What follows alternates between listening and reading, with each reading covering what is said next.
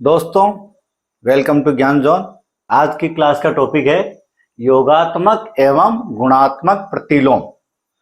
दोस्तों, ये जो टॉपिक है योगात्मक एवं गुणात्मक प्रतिलोम बहुत ही सरल टॉपिक है और अक्सर इस टॉपिक से प्रतियोगिता परीक्षाओं में प्रश्न आते हैं, लेकिन एक छोटे से कंफ्यूजन के कारण क्या होता है कि ये प्रश्न गलत हो जाते हैं। तो आज हम दोनों का तुलनात्मक अध्ययन करेंगे, कंपैरेटिव स्टडी करेंगे और ये कोशिश करेंगे कि इन दोनों के बीच जो कंफ्यूजन होते हैं उसको दूर करने का हम प्रयास करेंगे।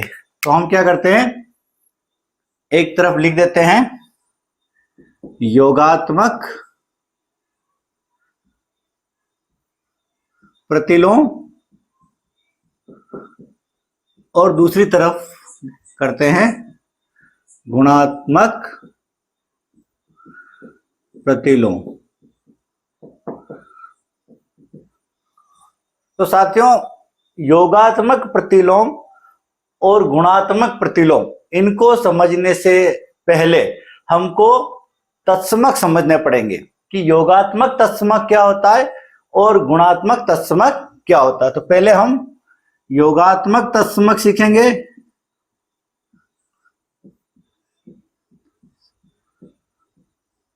और गुणात्मक तत्समक क्या होता है ये देखेंगे। तो पहले बात करते हैं हम तत्समक शब्द का मतलब क्या होता है। तो तत्समक का मतलब होता है वह संख्या जिसका किसी भी संख्या के साथ संक्रिया करने के बाद, कोई भी संक्रिया करें और उसके बाद परिणाम पर कोई प्रभाव नहीं पड़े तो उस संख्या को अपन तत्समक कहते हैं। यानी कि अगर, और यही बात अगर योगात्मक तत्समक के लिए अपन लें तो इसका मतलब ये होगा कि अगर किसी संख्या का किसी संख्या के साथ जोड़ या बाकी करें, जोड़ना या घटाना करें और उस संख्या के मान पर कोई प्रभाव नहीं पड़े तो ऐसी संख्या को हम क्या कहेंगे, योगात्मक तत्समक कहेंगे। जैसे मैं लेता हूं 15। अब 15 में मैं ऐसी कौन सी संख्या जोड़ूं या घटाऊं कि इस 15 के मान पर कोई प्रभाव नहीं पड़े। ऐसी संख्या कौन सी होगी, शून्य होगा। तो हम अगर इसमें 15 के अंदर अगर 0 को जोड़ते हैं तो इसके मान पर कोई प्रभाव नहीं पड़ता है। इसी तरह 15 के अंदर अगर 0 को घटा भी देते हैं तो भी 15 के मान पर कोई प्रभाव नहीं पड़ता। इसकी 15 की जगह कोई दूसरी संख्या भी हो, चाहे वो बटा की संख्या हो, 1/2 के अंदर अगर 0 जोड़ेंगे तो भी 1/2 आएगा। इसी प्रकार 1/2 से 0 घटाएंगे तो भी 1/2 आएगा। यानी कि ये जो 0 है इसका अगर किसी संख्या के साथ जोड़ या घटाना करें तो उस संख्या के मान पर कोई प्रभाव नहीं पड़ता है। लेकिन अगर इसी का अपन गुणा कर दे या भाग कर दे तो प्रभाव पड़ता है। खाली कब प्रभाव नहीं पड़ता है, जब हम इसका जोड़ या इसकी बाकी करते हैं या घटाना करते हैं। तो योगात्मक रूप से 0 क्या हो गया, योगात्मक तत्समक हो गया। यानी जोड़ने और घटाने की दृष्टि से हम देखें तो 0 के मान का कोई प्रभाव किसी संख्या पर नहीं पड़ता है। तो 0 क्या होता है, योगात्मक तत्समक होता है। इसी तरह अब हम लेते हैं गुणात्मक तत्समक। तो दोस्तों, गुणात्मक तत्समक में क्या होगा कि अगर हम कोई संख्या लें और उसका किसी संख्या के साथ गुणा या भाग करें और उसके मान पर कोई प्रभाव नहीं पड़े तो हम ऐसी संख्या को गुणात्मक तत्समक कहेंगे। अब वापस वही 15 ले लेते हैं। अब 15 के साथ हम किसका गुणा करें तो कोई प्रभाव नहीं पड़ेगा या भाग करें तो कोई प्रभाव नहीं पड़ेगा। तो वो कौन सी संख्या होगी, वो होगा 1। यानी कि 15 के साथ में 1 का गुणा करूं तो 15 पर कोई प्रभाव नहीं पड़ता है। इसी तरह 15 के अंदर में 1 का भाग भी दे दूं तो 15 के मान पर कोई प्रभाव नहीं पड़ता है। किसी बटा वाली संख्या के साथ, जैसे 3/2 है, इसके साथ में 1 का गुणा कर दूं तो भी ये 3/2 ही रहेगा। इसी प्रकार अगर मैं 3/2 में 1 का भाग दे दूं तब भी इसके मान में कोई प्रभाव नहीं पड़ेगा। यानी जो ये 1 है इसका किसी भी संख्या के साथ गुणा या किसी भी संख्या के साथ भाग करने पर संख्या के मान में कोई परिवर्तन नहीं आता है, इसलिए 1 क्या कहलाएगा? गुणात्मक तत्समक। यानी गुणा या भाग करने पर संख्या वैसी की वैसी तत्समक रहती है। तो ये हो गया। तो ये दो चीजें तो याद रखने की चीजें, ज्यादा समझने की जरूरत नहीं है।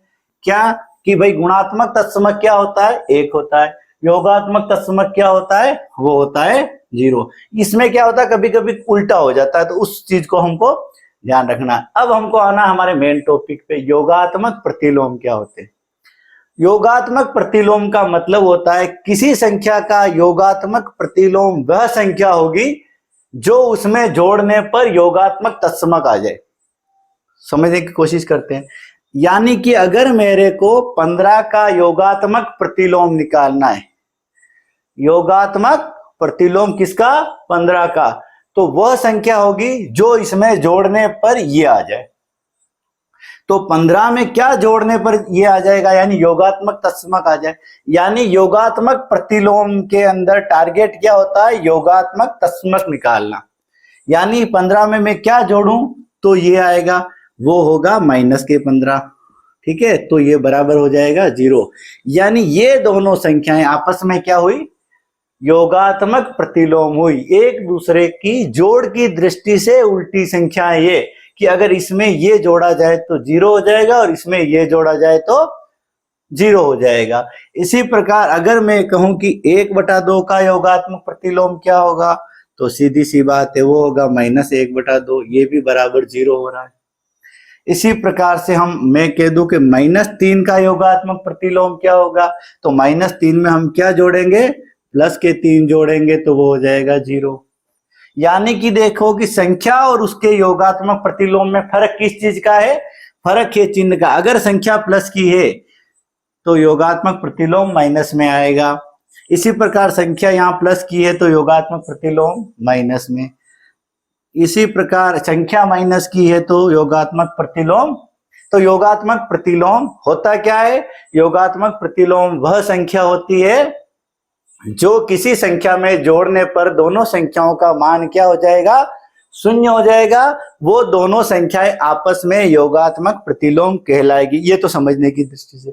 अगर याद रखने की दृष्टि से रख सको तो कुछ नहीं करना है, हमें जिस भी संख्या का योगात्मक प्रतिलोम निकालना है उसके चिन्ह में परिवर्तन कर दो। अगर 15 का योगात्मक प्रतिलोम निकालना है तो -15 हो जाएगा, 3 का निकालना है तो -3 हो जाएगा, -2 का निकालना है तो +2 हो जाएगा, 1/2 का निकालना है तो माइनस का 1/2 हो जाएगा, माइनस के 1/2 का निकालना है तो 1/2 हो जाएगा। तो किया क्या हमने? केवल चिन्ह परिवर्तन करने से योगात्मक प्रतिलोम निकल जाएगा।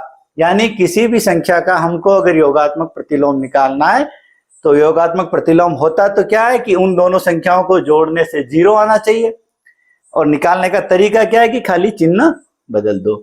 अब आते हैं हम गुणात्मक प्रतिलोम पे।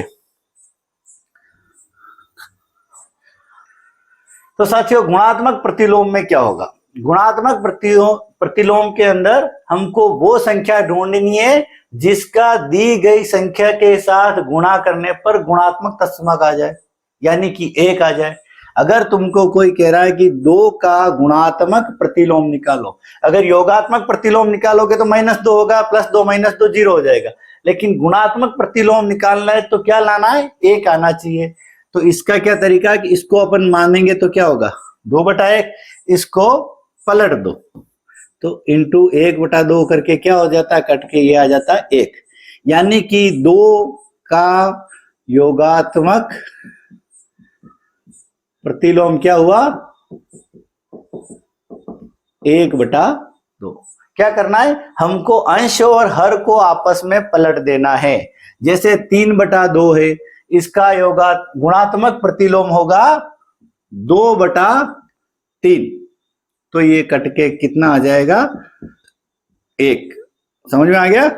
तो यानी कि यहां क्या करना है? योगात्मक प्रतिलोम निकालते समय क्या करना है? चिन्ह को बदलना है, प्लस की संख्या के आगे माइनस लगा देना, माइनस की संख्या है तो उसको प्लस में बदलना है, तो हमारा योगात्मक प्रतिलोम निकल जाएगा। गुणात्मक प्रतिलोम में क्या करना है, दोनों का गुणा 1 लाना है, क्योंकि गुणात्मक तत्समक है 1, इसलिए क्या करना पड़ेगा, उस संख्या से उस संख्या को इनवर्स करना है। इनवर्स का मतलब अंश है उसको हर में ले जाना है और हर को अंश में लाना है। 3 को ऊपर था, ये अंश था, इसको हर बना दिया, जो 2 हर था उसको अंश बना दिया, तो दोनों का गुणा 1 आ गया। तो तरीका क्या हुआ, तरीका यही हुआ कि अंश को, जैसे हमको 3/2 का निकाल लिया हमने, 1/2 की बात करें का गुणात्मक प्रतिलोम कितना होगा, इसको पलट दो, 2/1 या भले 2 के 2, 3/2 का 2/3, 5 का, तो 5 को हम क्या मानेंगे 5/1, तो 5/1 का प्रतिलोम हो जाएगा 1/5। इसी प्रकार 1/2 का क्या हो जाएगा 2/1। अब ध्यान रखना, कभी कभी कंफ्यूज करने के लिए माइनस की संख्या दे देंगे, जैसे माइनस का 3/2 इसका, तो इसके चिन्ह में कोई परिवर्तन नहीं करना है, ये माइनस माइनस दोनों गुणा होके +1 हो जाएगा, तो इसका क्या हो जाएगा माइनस के ही 2/3। अब ये कोई पूछ ले भाई कि इसका ये प्रतिलोम क्यों है प्रतिलोम गुणात्मक है, क्योंकि इसका और इसका गुणा करने पे 1 आ जाता है, जो क्या है गुणात्मक तत्समक।